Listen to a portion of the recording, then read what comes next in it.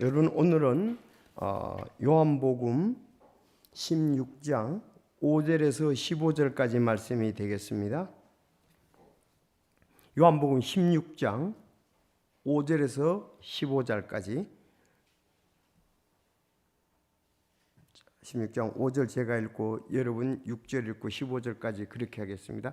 그러나 지금 내가 내 길로 나를 보내신 분께 가는데 너희 중에 아무도 내게 어디로 가시나이까 하고 묻지 아니하며 도리어 내가 이 일들을 너희에게 말하였으므로 너희 마음에 근심이 가득하도다. 그럼에도 불구하고 내가 너희에게 진실을 말하노니 내가 떠나가는 것이 너희에게 유익하니라. 내가 떠나가지 아니하면 위로자께서 너희에게 오지 아니하시리라. 그러나 내가 떠나가면 내가 그분을 너희에게 보내리니 그분께서 오셔서 죄에 대하여 의에 대하여 심판에 대하여 세상을 꾸짖으시리라. 죄에 대하여 하면 그들이 나를 믿지 아니하기 때문이요 의에 대하여라 하면 내가 아버지께로 가므로 너희가 더 이상 나를 보지 못하기 때문이요. 심판에 대하여라 하면 이 세상의 통치자가 심판을 받았기 때문이라. 내가 아직 너희에게 말할 것이 많으나 지금은 너희가 그것들을 감당할 수 없느니라. 그러나 그분 곧 진리의 영께서 오시면 너희를 모든 진리 가운데로 인도하시리니 그분은 스스로 말씀하지 아니하시고 무엇인지 자기가 듣는 것만을 말씀하시며 앞으로 일어날 일들을 너희에게 보이시리라. 그분께서 나를 영광스럽게 하시리니 이는 그분께서 내게서 받아 그것을 너희에게 보이실 것이기 때문이라.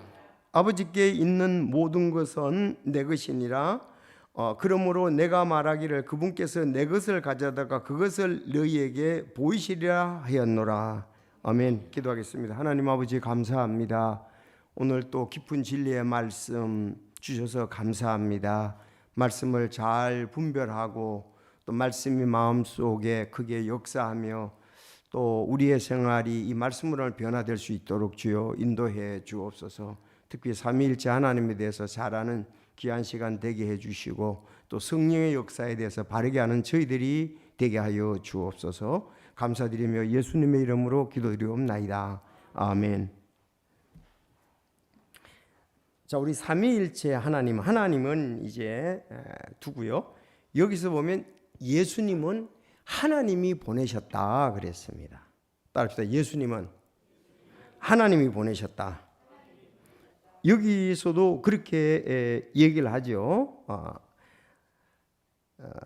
그분께서 나를 보냈다. 자, 그러면 하나님은 예수님을 보냈고요. 다음 성령님은 하나님으로부터 나와서 예수님이 보내셨다. 그게 아주 그것이 잘 몰라서 성령론이 이상하게 된 적이 있습니다. 그래서 성령은 어떤 분이신가? 여기 정확히 26절에 보면 나오죠. 15장 26절. 자, 그러나 내가 아버지로부터 너희에게 보낼 위로자 그래서 아버지로부터 너희에게 보낼 위로자, 아버지로부터 나오는 진리의 영. 아버지도 나왔다 이거예요. 그래서 성령님은 아버지로부터 나왔습니다. 나왔는데 보내신 것은 예수님이 보냈다. 그렇게 우리가 볼 수가 있습니다. 자, 너희도 처음부터 나와 함께 있었으므로 증언하리라 그랬어요. 26절에 아주 성령님이 아버지로부터 나왔다고 돼 있고 나오는 진리의 영께서 오실 때 그분께서 그때 성령님은 뭘 하시냐? 그분께서 나에 대하여 예수님에 대해서 증언합니다. 예수님에 대해서 증언하는 게 성령의 일입니다. 물론 여러 가지가 있습니다. 성령님이 하시는 일이. 그래서 26절을 뚫어지게 잘 봐야 됩니다. 성령님은 어디서 나오셨는가? 아버지로부터 나오셨다. 그리고 내가 이 땅에 사역 끝마치고 난 다음에 성령님을 보냈다. 이렇게 기록되어 있습니다. 7절도 보면 그렇잖아요. 여러분 7절 읽어주시기 바랍니다. 시작.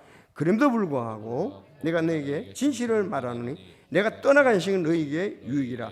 내가 떠나가지 않으면 위로자께서 너희에게 오지 아니하시니 그러나 내가 떠나가면 내가 그분을 너희에게 보내리라. 여기서도 내가 그분을 너희에게 보내리니 그랬잖아요. 예수님이 보냈다 이거예요. 앞에서도 보면은 나오는 진리의 영께서 오실 때 그분께서 나에 대해서 증언한다 그렇게 말씀이 되어 있습니다. 그래서 그분께서 나에 대하여 증언한다. 그러니까 나오기는 아버지로부터 나왔고 보낸 것은 성령님, 예수님이 보냈다 이렇게 말씀으로 정의할 수가 있습니다. 그런데 성령님이 오셔가지고 이제 여기 계속 보겠는데 제자들이 말씀한 것을, 예수님이 제자들에게 말씀했던 것을 기억나게 하고, 그렇죠? 예수님이 제자들에게 얘기했잖아요. 그것을 성령님이 기억나도록 했다. 그러면 그거는 어디가 있을까요? 사복음서에 기록되어 있겠죠. 그리고 또 성령님께서 너희가 알지 못하는 다른 것도 너희에게 가르치는데 바로 그건 뭐냐? 사도행전과 서신서라고 볼 수 있죠. 그래서 이렇게 예수님과, 그러니까 단독적으로 얘기하는 것이 아니고 예수님에 대해서 성령님은 얘기하시는 거예요. 말씀한 것을 기억나게 하고 예수님에 대해서 그들이, 제자들이 몰랐던 것을 알게 해주신다. 이게 성령님이 하시는 일입니다. 그러면 지금 우리는 어떨까요? 예수님이 이제 내가 가는 것이 너희에게 유익하다 그렇게 얘기했습니다. 지금 사실 떠나가는 것이 너희에게 유익한데 우리가 유익해야 되거든요. 그리고 우리 지금 사역에 있어서는 성령님의 인도하심, 성령님의 충만함이 굉장히 중요합니다. 여러분 사도행전에 이렇게 이제 예수님 올라가시고 성령님께서 충만하게 사도행전 2장에 임했잖아요. 근데 구약하고 신약하고의 좀 차이가 있다면 구약에서는 성령이 어떤 사역들을 위임을 받아서 마치고서는 그들을 떠나갔어요. 근데 지금은 사도행전 2장 이후에 믿는 자들에게는 성령님이 거하기 위해서, 내주하시기 위해서 우리 속에 있는 거예요. 그래서 고린도전서 3장 16절에 성령님께서 너희 안에 거하시는 것을 너희가 알지 못하느냐 이 말이에요. 그래서 예수님 떠나가시고서는 예수님 이제 지금 같이 제자들은 있었죠. 떠나가도는 제자들하고 이제 임했고 지금 우리와 함께 하시는 거죠. 우리가 성령의 인도하심을 따르냐 육신의 인도를 따르냐 거기에 차이가 있는 거예요. 성령님께서는 우리 속에 계셔서 말씀과 함께 우리의 모든 말씀을 또 알게 하시고 우리 생활을 인도해 주신다는 거죠. 그 사도행전 13장에 보면 성령께서 그 바나바와 바울을 따로 구별하라 그랬잖아요. 그리고 또 떠나라 그러고 그렇게 이제 말씀하시고 성령께서 역사하셨다는 그런 말씀이 이제 사도행전은 많이 나옵니다. 그래서 지금은 이제 우리가 성령 시대다 이렇게 얘기하죠. 성령 시대. 우리는 성령님의 인도하심, 승리하고 아름답게 자신을 드리는 모든 것은 성령님의 역사와 인도하심에 따라 해야 돼요. 내가 내 자신을 들여가지고 하는 것은 한계가 있습니다. 잘못하면 그런 것은 또 성령의 역사보다도 그게 참 구별하기는 쉽지는 않아요. 그렇지만 본인은 알 수 있죠. 그리고 그 이후에 삶을 보면은 알 수가 있다 이렇게 볼 수 있습니다. 그래서 오늘 여기 내용을 오늘 제목은 성령이 오시면 그랬습니다. 자, 다시 말씀드립니다. 구약 이스라엘과 신약, 구약에서는 이스라엘이 하나님께 영광을 돌리죠. 신약은 교회가 하나님께 영광을 돌리죠. 또 바로 구약하고 신약하고 성령님의 역사가 차이가 있다는 겁니다. 그래서 성령이 특별한 사역을 위해 어떤 사람 위에 얼마 동안 머무르다가 그 사역이 끝나면 떠나갔습니다. 그러나 교회는 오늘날 구원받은 사람들 성도 속에 오셔서 영원히 계신다 이렇게 우리가 말씀을 보면 되겠습니다. 그러면 성령님이 무슨 일을 하느냐? 오늘 본문에서는 특히 두 가지를 하는데 첫째가 책망하시는 사역을 한다. 책망의 사역을 하신다. 5절에서 11절 말씀. 자, 여기 오늘 보니까 주님이 떠나가신다는 말을 듣고 제자들은 마음에 근심이 가득했습니다. 여기 보니까 6절에 도리어 내가 이 일들을 너희에게 말했으므로 너희 마음에 근심이 가득 찼도다 그랬어요. 가득 찼습니다. 그런데 예수님은 떠나가는 것이 오히려 제자들에게 유익하다고 말씀하시면서 성령의 사역을 말씀했습니다. 여기 오늘 세 가지죠. 자, 내가 그분을 너희에게 보내리라 그랬어요. 예수님이 보냈으면, 내가 떠나가면 내가 그분을, 성령님을 너희에게 보낸다 그랬어요. 예수님이 보낸 겁니다. 그렇죠? 나오기는 하나님부터 나왔지만 보내기는, 그러니까 삼위일체 하나님께서 이렇게 계시는데 성령님은 하나님부터 나왔는데 보내는 것은 예수님이 보냈다, 이렇게 말씀하고 있습니다. 자, 8절 중요하죠. 여기 이제 8, 9절에 세 가지의 사역이 있습니다. 그분께서 오셔서 죄에 대하여, 의에 대하여, 심판에 대하여 세상을 꾸짖으시라 설명이 있습니다. 죄에 대하라면 그들이 나를 믿지 않기 때문이요, 의에 대하라 하면 내가 내 아버지께로 가므로 너희가 더 이상 나를 보지 못하기 때문이요, 심판에 대하라 하면 이 세상의 통치자가 심판을 받았기 때문이라. 자, 내가 아직 너희에게 말할 것이 많으나 지금은 너희가 그것을 감당할 수 없느니라 그랬어요. 왜? 성령이 오셔서 가르쳐 주셔야 감당할 수가 있거든요. 성령 충만해야 감당할 수 있거든요. 지금은 예수님 아무리 얘기해도 그들이 또 알지도 못하고 오셨을 때 알 수 있기 때문에 그렇습니다.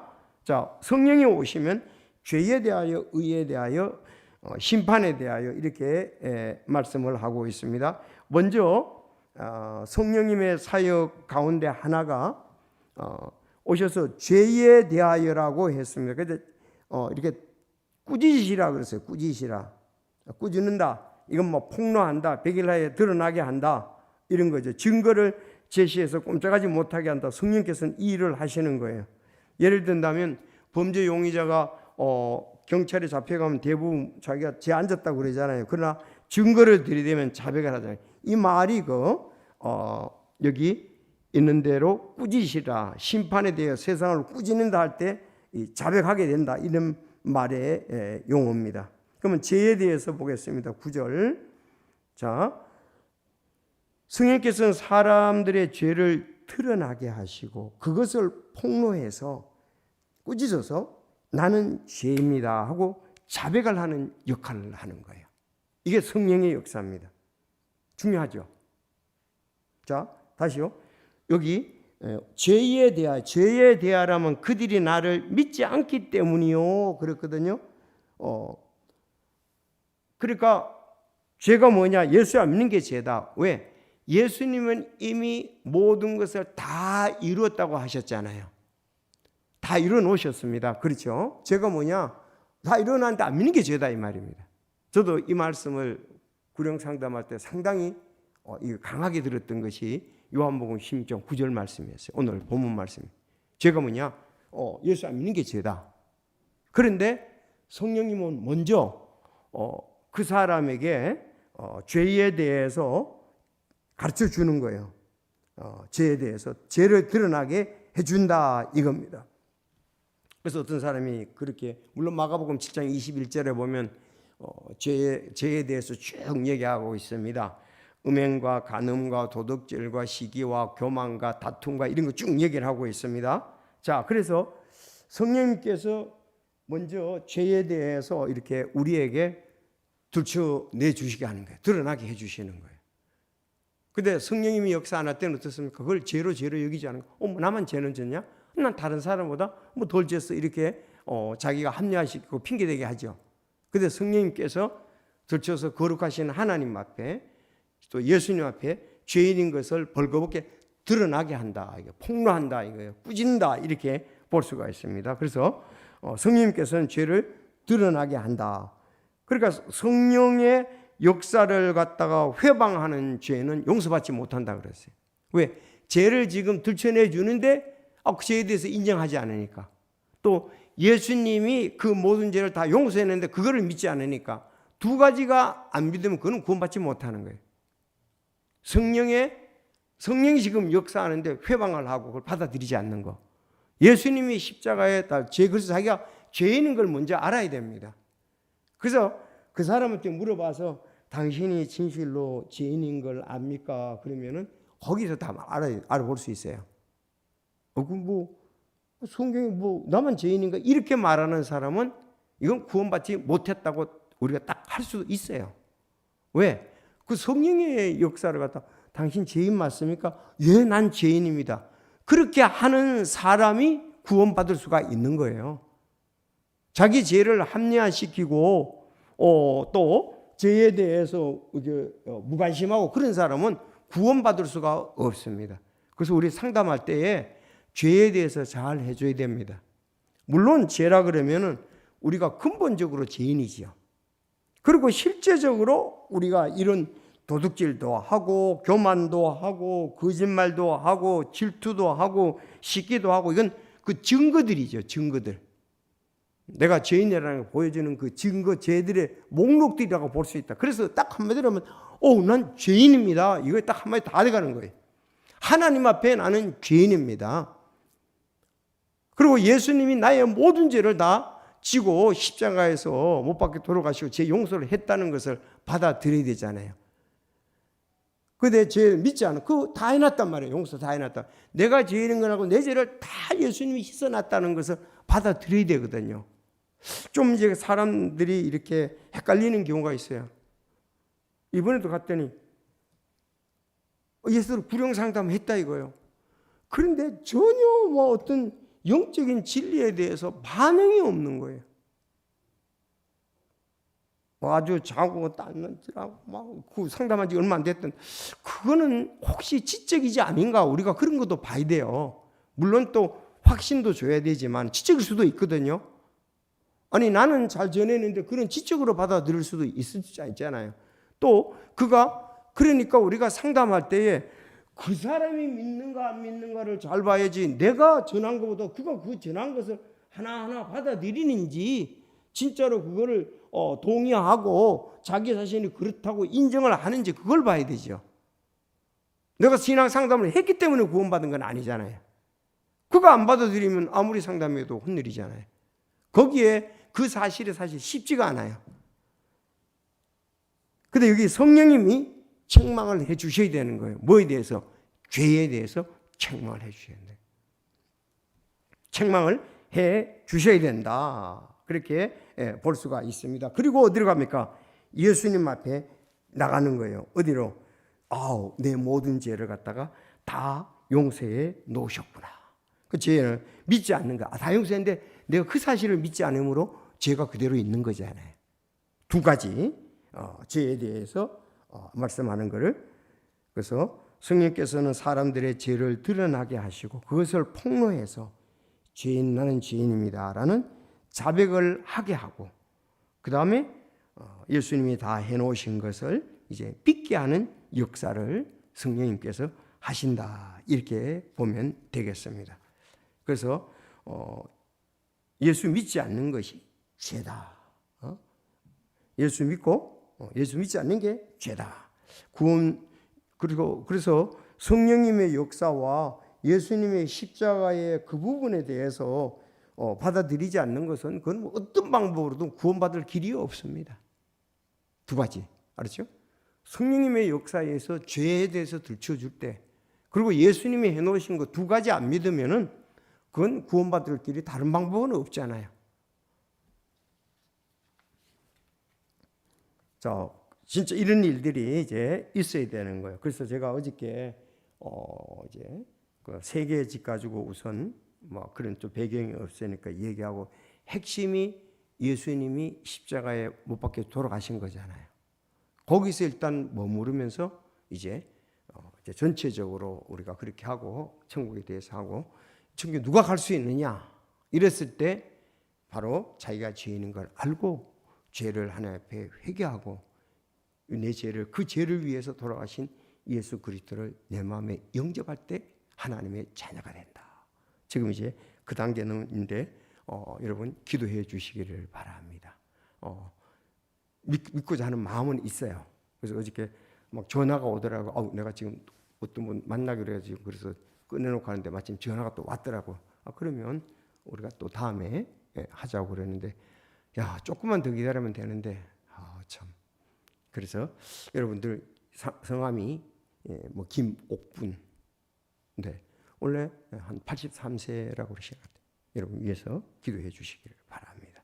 자, 그러면 그 죄에 대해서 책망한다, 죄에 대해서 꾸짖는다, 그렇게 보면 되겠습니다. 두 번째는 그러면 죄가 뭐냐? 그래서 여기 얘기했고요. 의에 대하여 그랬습니다. 여기 의에 대하여. 요거 좀 해석하기가 쉽지가 않아요. 봐요. 10절. 의에 대하여 하면 내가 내 아버지께 감으로 너희가 더 이상 나를 보지 못하기 때문이요. 그랬습니다. 의. 이거는 여기서 의에 대하여 책망한다는 것은 예수님은 우리에게 의를 제공하시는 분이잖아요. 근데 예수님이 지금 안 계시니까 여기서 의라고 말하는 것은 여기에 세상적인 하나님의 의가 아닌, 좋은 의가 아닌 인간의 의, 가짜의, 위선적인 의를 갖다가서 꾸짖고 책망한다는 말입니다. 그걸 그렇게 써놓으셔야 돼요. 이거 잘 해석하기가 어렵거든요. 여기서 말하는 의는 예수님의 의, 하나님의 의를 말하는 게 아니고 인간의 의, 위선적인 의, 가짜적인 걸 꾸짖으시고, 바리새인들의 그래서 그들의 그 위선에 대해서, 그들의 의에 대해서 막 꾸짖으셨잖아요, 예수님이. 성령님이 이제 그 역할을 하시는 거예요. 아시죠? 예수님이 그때 예수님이 하셨는데 그런 의에 대해서 얘기합니다. 그러니까 성령님이 오시면 그 이런 엉터리 의를 폭로하고 밝혀낸다는 거지요. 예수님께서 하나님께로 가시게 됩니다. 그때 이제 아버지께로 가시면서 그 바톤을 누구에게 넘겼어요? 그럼 다시 말하면 성령님에게 넘겼습니다. 이 세상의 잘못된 의라고 바리새인 주장하는 것을 성령님께 이제 넘긴 거예요. 이제 성령님이 그거에 대해서 책망을 하십니다. 예수님이 하셨는데. 이거 이제 의의 본문에 조금 10절이 쉽지가 않잖아요. 의에 대하라면 내가 내 아버지께로 가므로 너희가 더 이상 나를 보지 못한다 그랬습니다. 이젠 성령이 오셔서 세상의 잘못된 의에 대해서 책망해 주실 것이다. 꾸짖어 주실 것이다. 이게 성령의 사역이다 이 말입니다. 사실 옛날이나 지금이나 우리가 위선이 있죠. 여러분 위선이 있지 않습니까? 위선이 있어요. 실제적으로 우리가 어떤 부분에 대해서 겉으로는 이런데 속으로는 뭐 다른 그런 면들도 있습니다. 그것도 위선적인 의라고 그러대요. 신문에서 보니까 며느리들의 1등 거짓말이 뭐냐? 시어머니에게 더 계시다가 가세요.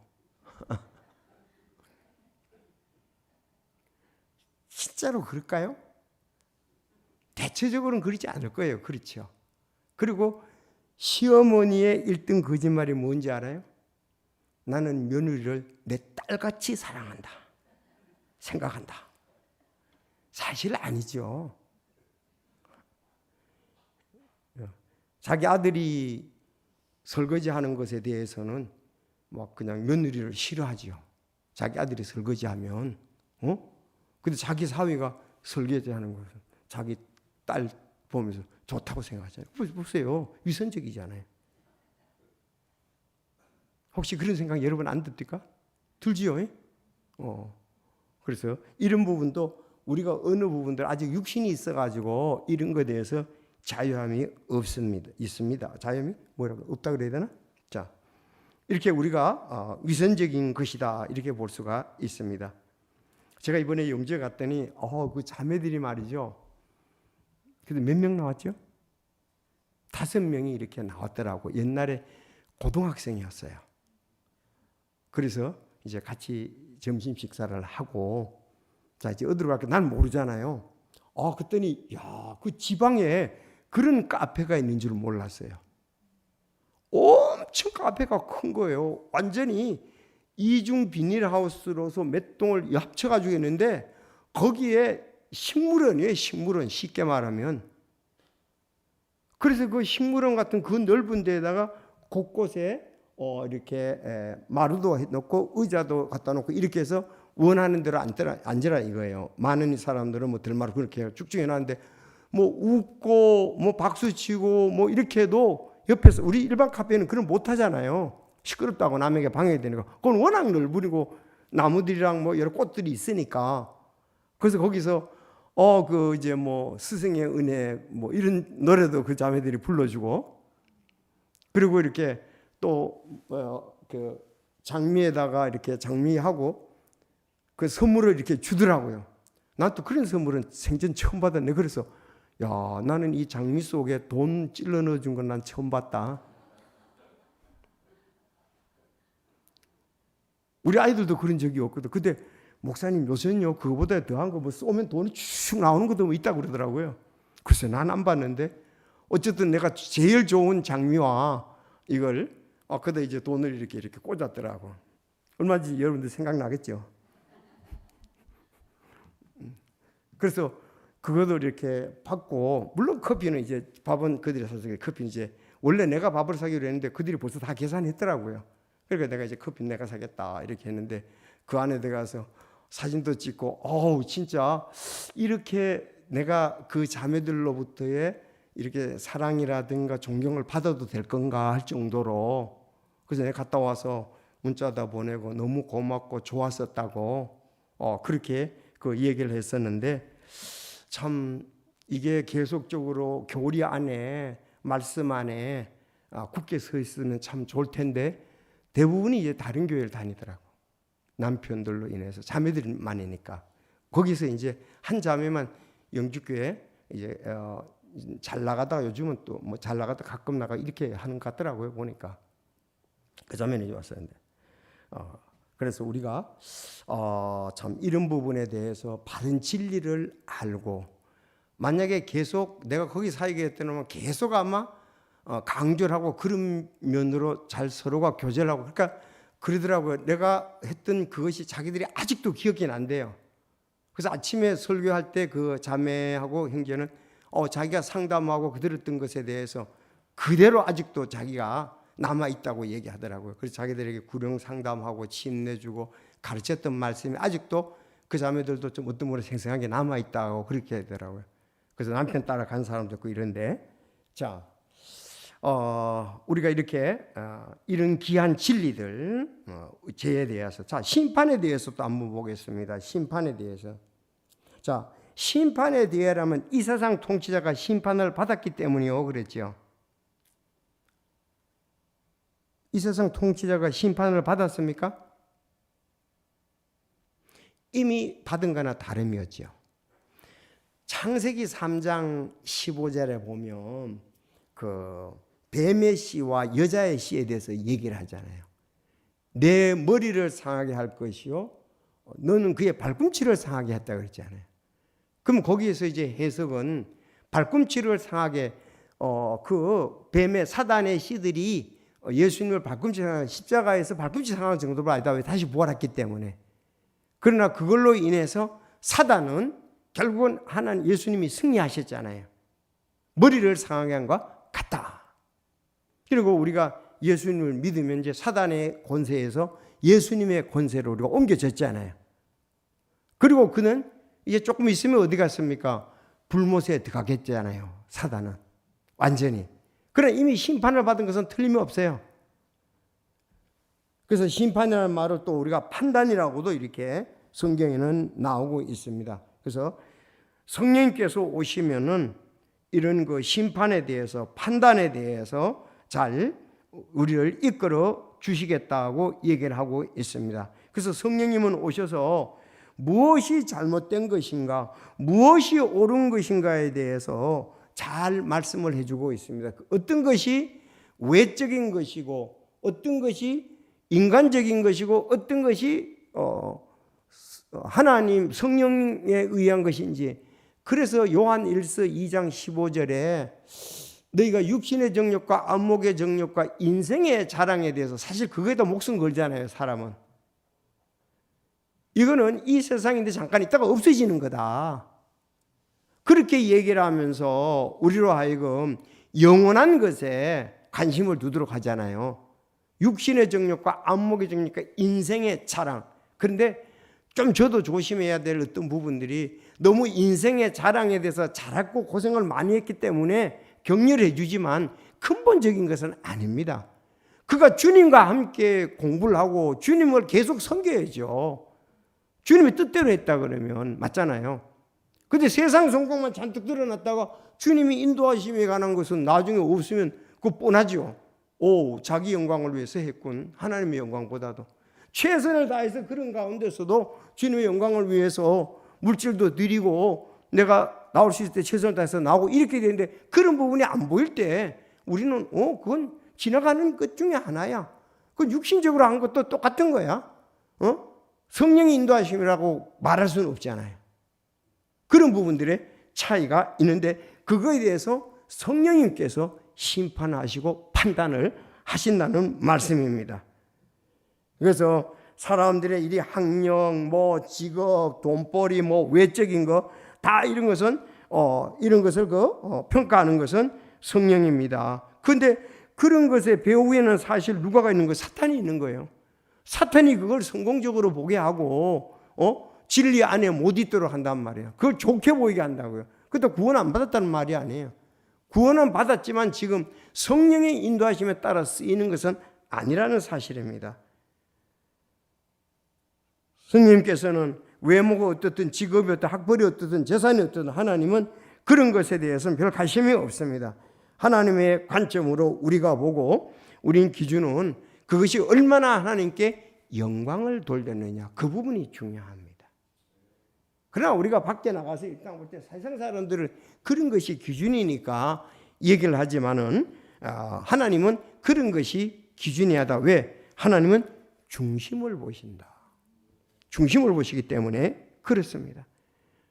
여러분들이 정말 주님을 사랑하고 주님을 위해서 헌신하는 거 이거 잠시 있다가 하는 건데 이 세상의 것에 목숨 건다 그러면은 그럼 구원받으려서 목숨 걸어야 될 일이 아닌데 목숨 걸면 안 되죠.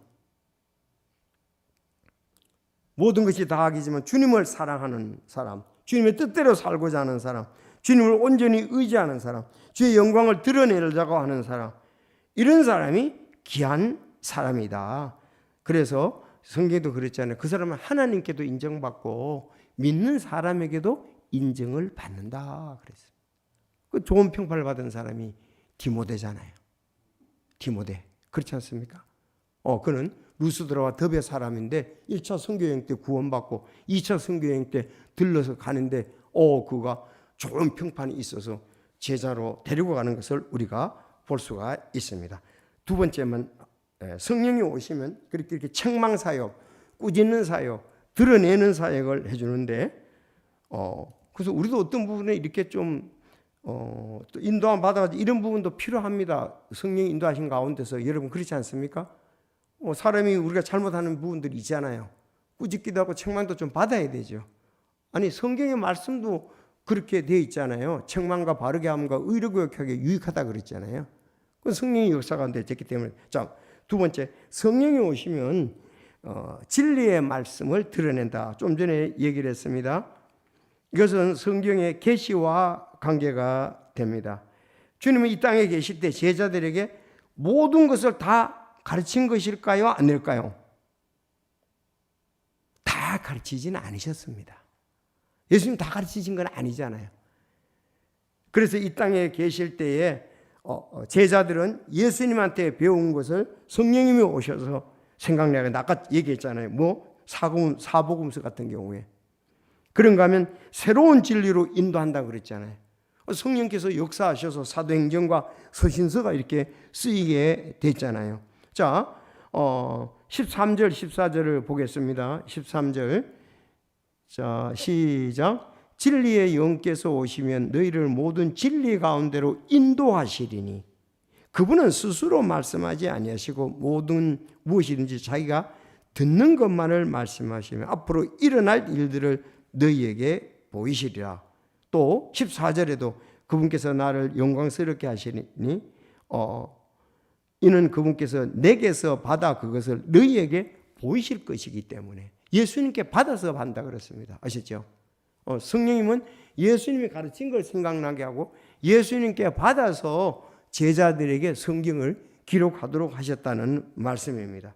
주님께서 미완성으로 남겨놓으신 일들, 그것을 성경의 그 부분을 성령께서 완성케 하셨습니다. 그래서 성령의 인도하심을 받은 사람들이 성령의 인도하심을 받아 말했다고 그랬잖아요. 그러니까 새로운 것도 돼 있다는 거죠. 기억나기도 하고 성령님은 가르치고 또 이렇게. 그런데 성령님하고 예수님하고는 어떻습니까? 어긋나게 가르치거나 그런 건 없습니다. 반드시 성령님과 예수님은 일치해. 그렇죠? 일치해. 들은 것을 생각나게 하고 예수님은 그렇게 말씀 안 하셨는데 성령님은 다르게 역사하시네. 그런 경우는 없습니다.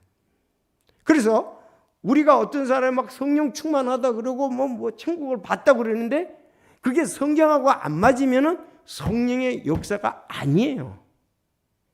중요하죠. 어떤 사람은 뭐 천국에 갔다 왔다고 이거하고 근데 천국 갔다 왔는데 천국이 계시록에 있는가 안 맞아. 그건 아니에요. 그건 가짜예요. 가짜. 맞잖아요. 왜? 예수님이 말씀하신 것 성경에 말씀은 요한이 썼잖아요. 성령의 감동으로 썼는데 그런 거 다 맞아 들어가야 되거든요. 이게. 그래서 이거는 내 꿈이고 내 바람이다. 이 예수님이 이렇게 꿈에 허연 수염을 하고 하얀 옷을 입고 나타나가지고 그러는데 그거는 내 꿈이지 성경에 말씀하신 예수님이 아니잖아요. 개꿈이나요? 일어나서 버려야죠. 그걸 갖다 자꾸 합리화시켜가지고 그 부분은 빼요. 또 남한테 간증할 때 예수님이 수염을 가지고 흰옷 입고 그건 빼고 다른 얘기 한다고 다 얘기하면 안 믿잖아요. 사람들이. 그리고 우리가 꿈을 꾸면은 맞질 않아요. 그 사람이 말하는 거하고 그 사람하고 다른 사람이 또 나타나고 그렇잖아요. 친구가 나타나고 있는데 부모님 역할을 하는 경우도 있고 그런 게 안 맞죠. 그래서 성령님은 그래서 어떻습니까? 결론은 하나님의 영광을 드러냅니다. 예수 그리스도의 영광을 드러내요. 하는 것이. 아멘입니까? 하나님의 영광, 예수님의 영광을 드러내는 거예요. 성령님은 독자적으로 하시는 게 아니라.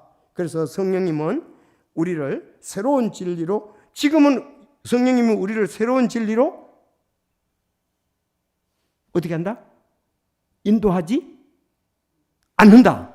맞습니까? 오늘 성경 다 기록됐잖아요.